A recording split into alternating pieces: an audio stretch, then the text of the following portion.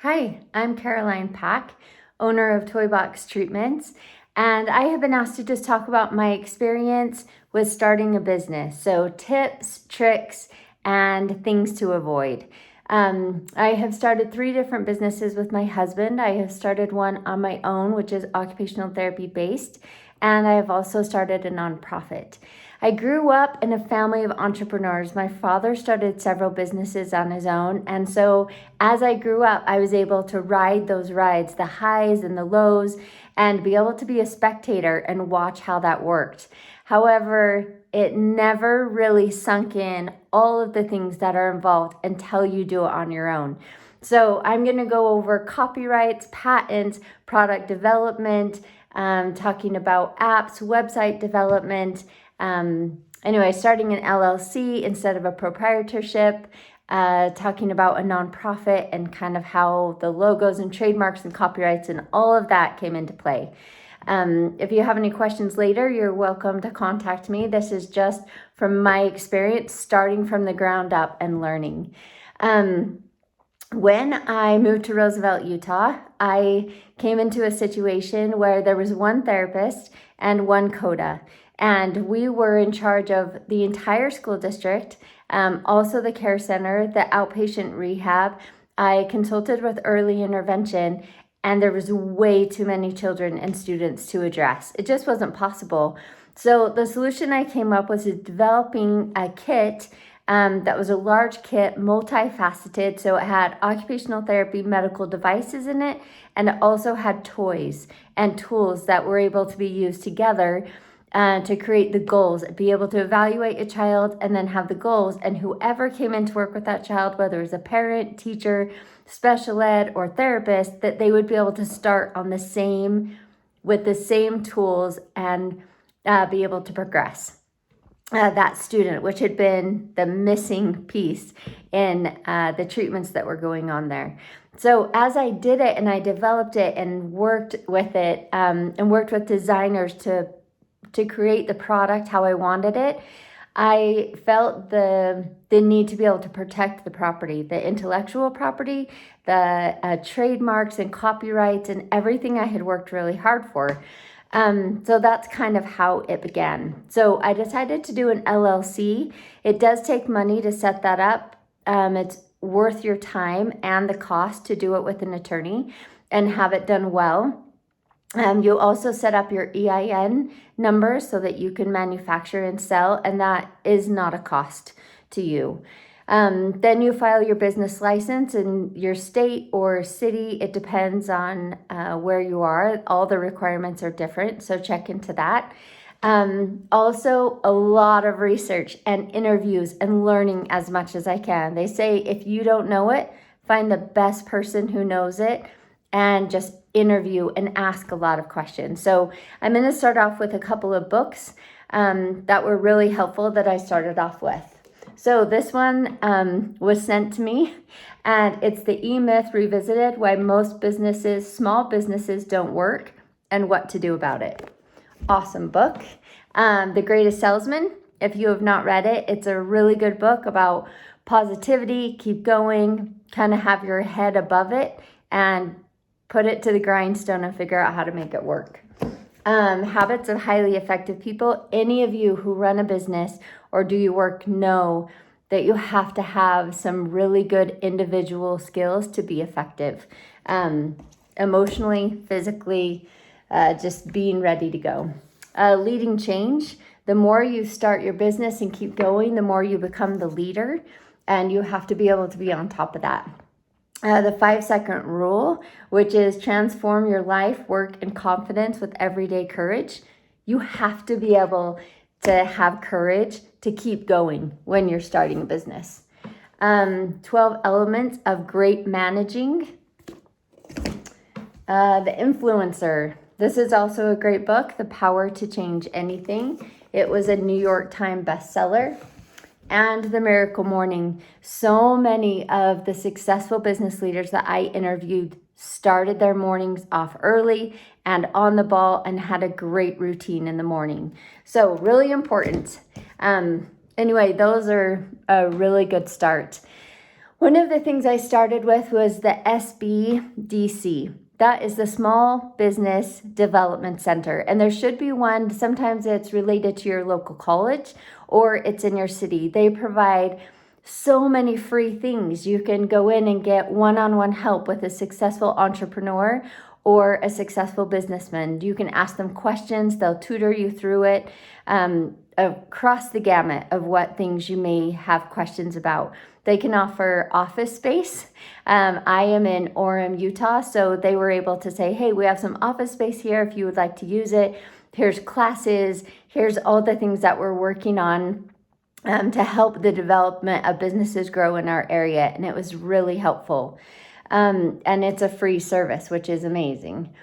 The thing I started with is my copyright and trademark. I started with those, think of it, binoculars, right? They start out and they zone into the small. So you want to start large and try to get as much coverage on that copyright as possible. I started with so many great ideas, but so many of them were on the medical side, which they wouldn't approve as a trademark because then it would fall under all of the medical components that come in with business. So I ended up on hands-on development with toy box treatments. I wanted to have development in there. So you start broad and you narrow that focus until you get that approved. Then I worked with trademarks, got the trademark done and the copyright done. That's something that you continue, and then once you get it, you just renew it consistently. I was at this point where I had developed an instruction manual and I wanted to protect my intellectual property. So I was thinking, do I do a patent? And I did a lot of research, and the large majority said, yes, do a patent. So I worked on a patent for about 2 years. It took me about $12,000. And at the end of the day, I walked away. The reason is with my product, it's ever changing. So the tools are always changing. As you know, in occupational therapy, we find something better, or they stop making that and we have to move to a new tool. And so there was no way to consistently keep my intellectual property covered as I continue to update it. I think I would have gone a different direction. There were 2 other options, would to be do a medical device. I worked with a company who had done catheters. I didn't work with them. I interviewed them and I talked to them about the process. They had to go through 2 different courts, one in Texas and another one, I can't remember where it was, that they had to try to prove why their product should be approved as a medical device. Then it receives a number and it's covered by Medicare and Medicaid and can be billed to insurance. I think that's a really smart way to go, because if you can get it approved, then people aren't paying outright for your product. They're able to get it covered through their insurance.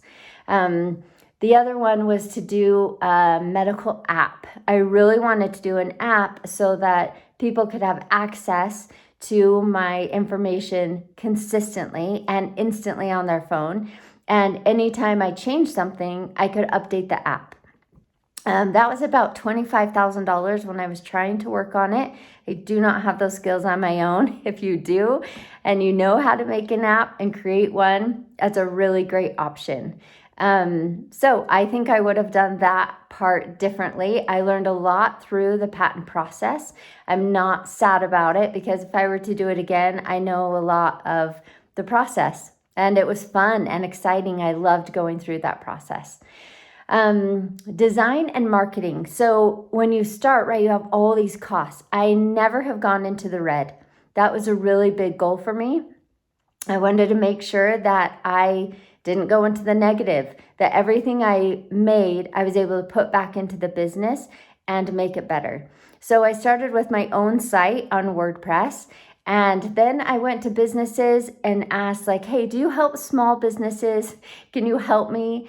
So there's a great company, Red Olive. Now they are just a really, they're very effective and they do really well, especially in Utah. They won a lot of awards. Anyway, at that time, they had done a pro bono for me, and they help so many companies a year. and had helped me build a website and keep it up, and that was great. Then I had to move away from that and come up with my own website and have the designers work with me consistently. So I found Ishii Design in Orem, and Mark Ishii is great. And the reason why these designers are really important is because you can spend so much money really fast. That if you find a good web designer, they will clock in with you on their computer. And as they're working on all of the suggestions and changes you have, they're only charging you for the time that you're on the computer with them. This was extremely helpful, beneficial, and low cost for me. The other thing is called Upwork. Upwork is, everyone should know about Upwork. So Upwork is a freelance agent company. So you can sign on to Upwork and say, I would like to have my business cards done. I would like a new logo. I need Google Sheets. I need all these things done that takes so much time. And so many of them are international. So you tell them what you want done and you go to sleep and you wake up and then it's there. And I would have new logos in the morning. We've done this for my husband's business and my business, and we've shared it with a lot of friends. And it's a great option, especially if you have a small amount of people working on your business. This helps enhance that amount of people really helping you on the back end. You can also choose your budget. There's large budgets, there's a small budget. You can say exactly what you want. But before you pay them, make sure that you have all of the types of files you need. Like if you need a JPEG or any of those things you need for your website, just make sure that they send those to you. It's hard to get back into that person to have them send those to you again. So otherwise, Upwork is a great option. One of the things that I learned with manufacturing is I spent months, years of time interviewing. So when I went to the grocery store, there's a Meijer's grocery store in Highland. Mr. Meijer is there consistently. I don't know him, but I would go in and I'd say, oh, Mr. Meijer, aren't you the owner?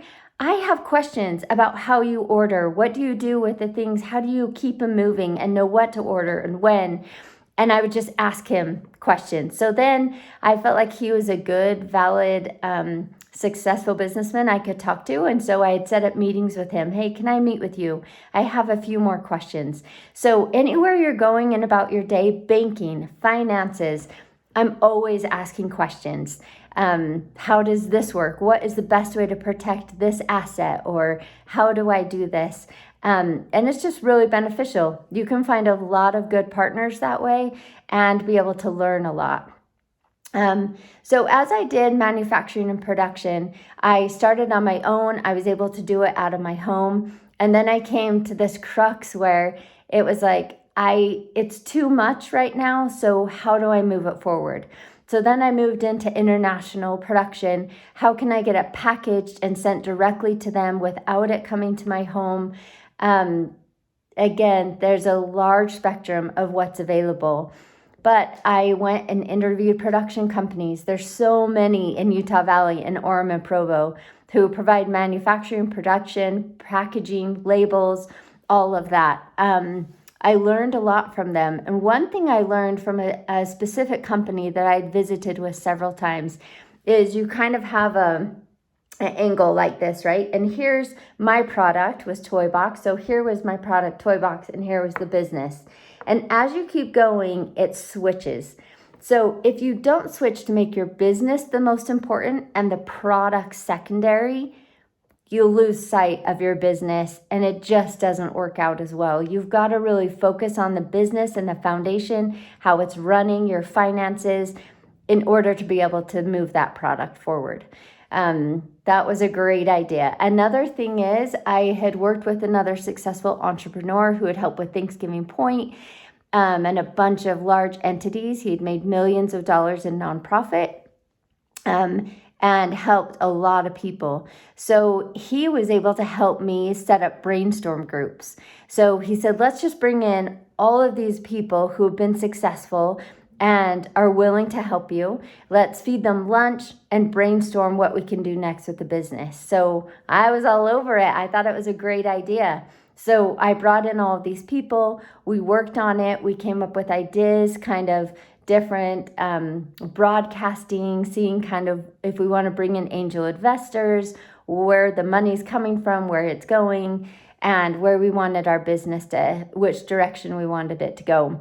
No one had bought in at that point. No one, and still I own it 100%. But having those brainstorm successful entrepreneurs and business leaders was really important.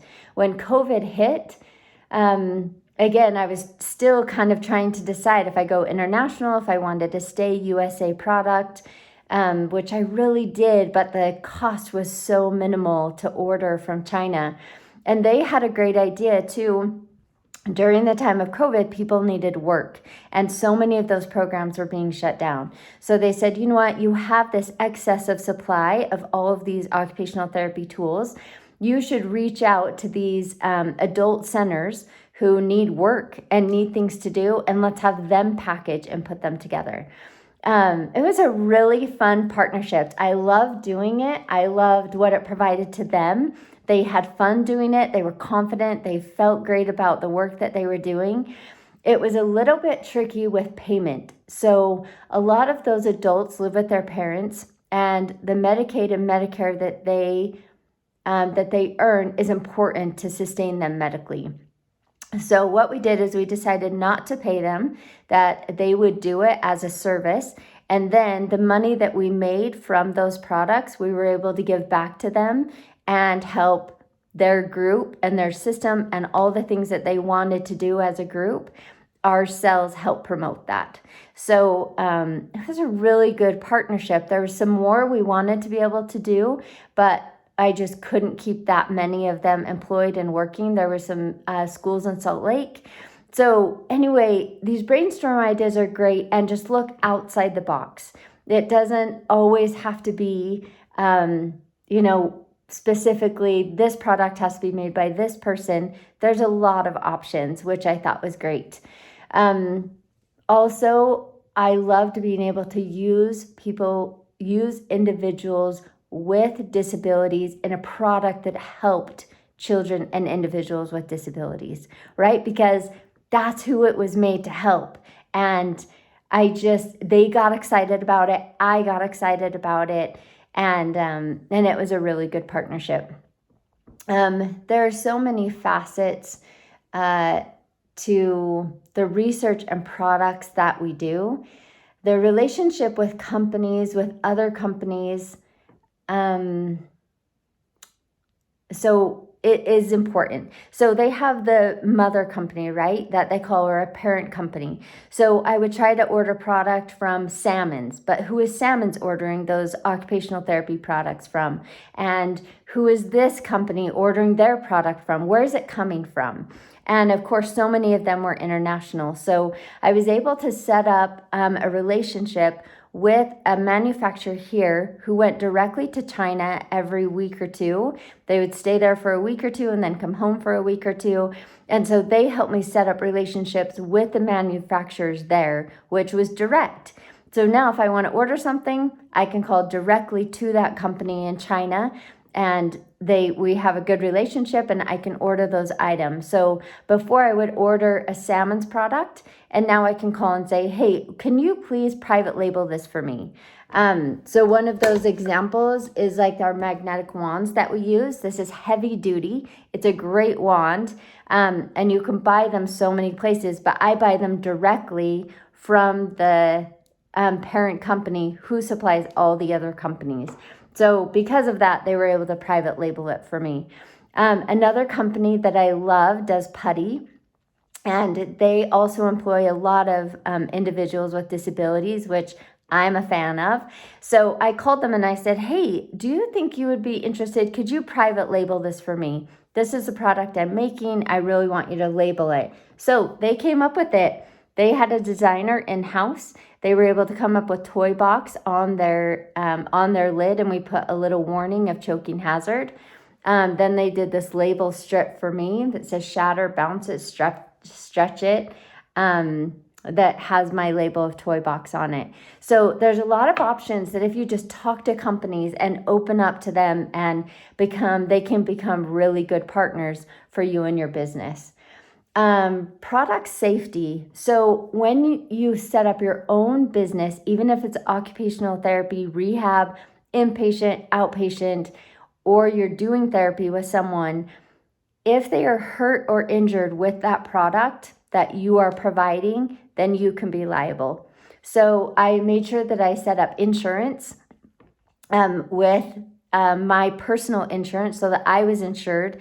And I had to do a lot of research to make sure that the toys and tools that I was using were also credible and that there was no recall on those toys. Because if anyone got hurt, I don't want to be responsible and I don't want them to be hurt, right? So I had to look up, it's called Toy Safety Regulating Compliance. So I called them, I would work with them, I would send them what tools I have to make sure I was in compliance. And if you have a building or those toys, then what safety protocols do you have labeled? Where are they labeled? Are they on the toys? Are they on the cupboard so that you're saying, listen, this is the safety protocol that's put in place for this tool or these materials that we're using. Business plans and laying the foundation of your business. So I know I'm doing this kind of at the end, but laying your foundation is important. I studied a lot of business plans from companies. I studied Hershey because when we start our own business, sometimes we pull in our family and friends and people close to us. Hershey did that. So I studied their business plan to see how well it went. Intermountain Healthcare, they've created this whole system around, it's called an operating system, the Intermountain Operating System. So they have hired people that just run this system. All their employees are trained on this system. You could look it up. It's really cool, but it's emotional, physical, intellectual, all of the things that they try to continue to keep customers, to keep employees, and to be able to lead change. So look up and research lots of companies. What does our business plan look like? And that can help you get your business plan where you want it, because it will evolve over time as your business evolves as well. The business strategy, as you go into debt and borrowing and angel investors and ladders and podcasts and all of those things, you want to only, what I learned from all these interviews is you only do what you're great at. You want to become the expert in your field and on your product. If you're not the expert, you want to find the expert. I am not an expert at Instagram or all the social media, LinkedIn, all of it, podcasts. I'm not good at it. And I know that about myself. So I have to decide, do I want to put money into that right now? At times in my business, I did. Other times I didn't. So you want to make sure that if you can't do it, you find the best person who can do it and make sure that your money is going to allocated to those places that will help you be the best business that you can be. Really quick on nonprofits. I always wanted to start a nonprofit. I felt like it was really important to give back if I could and not have to ask people to spend money on my product. Because as a therapist, working in occupational therapy, that's my first go-to is I want to help you succeed. And it's hard to also be a salesman in that arena. So I wanted to start a nonprofit. I started the 1023 Easy. That's the way that I went with my nonprofit. We were able to get approved last year, and we were helpful with the UOTA last year, which is a great partnership. So there's so many options that you can do and kind of lead to. You pick 3 different people, directors of your business, and you have board meetings and you work it all the way through. And it can be a really beneficial thing. We've found that during COVID that we set up some great partnerships. We provided a lot of toy boxes that we were able to give to families because it was funded. And I'm really grateful for that. So anyway, I hope that this was helpful to you.